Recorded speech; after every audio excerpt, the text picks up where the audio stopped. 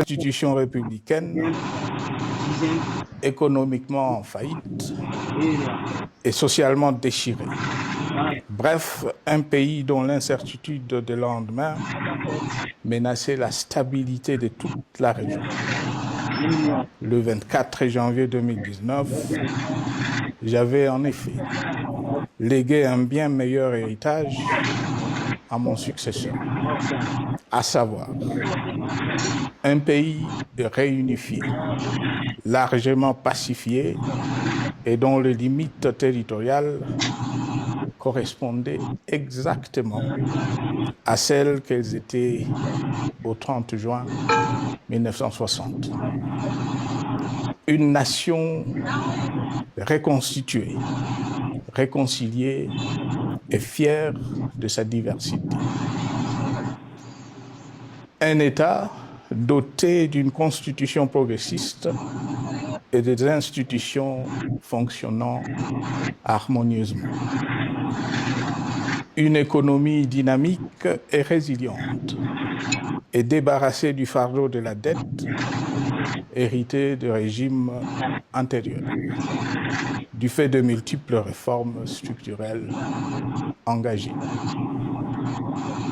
Une armée nationale républicaine de plus en plus professionnelle et capable de relever le défi de la défense de l'intégrité du territoire national. Une démocratie en constante consolidation, avec notamment l'organisation sur fonds propres d'un troisième cycle électoral. Le cœur serré, je constate qu'à peine 6 ans après, ce bel héritage en indivision, légué à l'ensemble de notre peuple, a été complètement dilapidé par celui qui en avait reçu la garde. Que notre pays offre un spectacle de plus désolant et qu'il suscite d'autant plus de désespoir au sein de notre peuple et de pitié et de moquerie à travers le monde, que l'inconscience de ses dirigeants ne permet aucun espoir de redressement. Cette détérioration rapide de la situation générale du pays est principalement due à l'inverse du pouvoir sans limite. Le nouveau dirigeant s'illustre en effet par une série de remises en cause, reniements et violations intentionnelles de la Constitution, avec en toile de fond la volonté irrésistible de concentrer tout le pouvoir entre les mains d'un seul homme, au mépris du pacte qui cimentait la cohésion de notre peuple.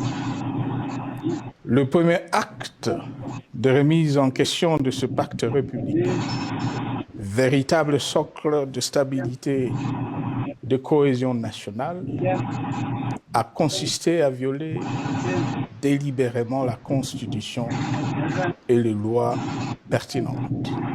Lors du premier remaniement de la Cour constitutionnelle par le président de la République. La violation de ce texte juridique, fondement de tout état de droit, pour de simples raisons de confort politique, est devenue, depuis lors, une marque distinctive de la gouvernance de notre pays.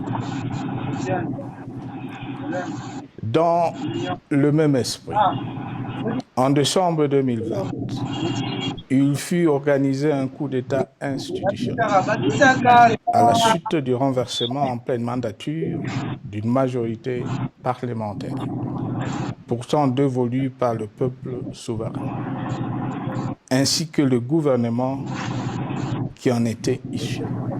S'en sont ainsi suivis la nomination illégale de membres de la Commission électorale nationale indépendante, ainsi que le simulacre des élections de décembre 2023.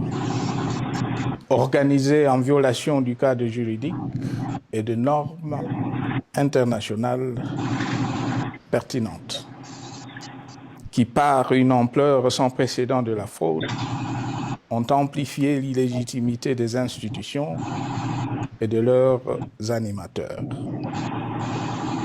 Le coup de grâce a été donné par l'annonce du projet de changement de la Constitution, un projet dont la réalisation liquiderait totalement le consensus national de Sun City.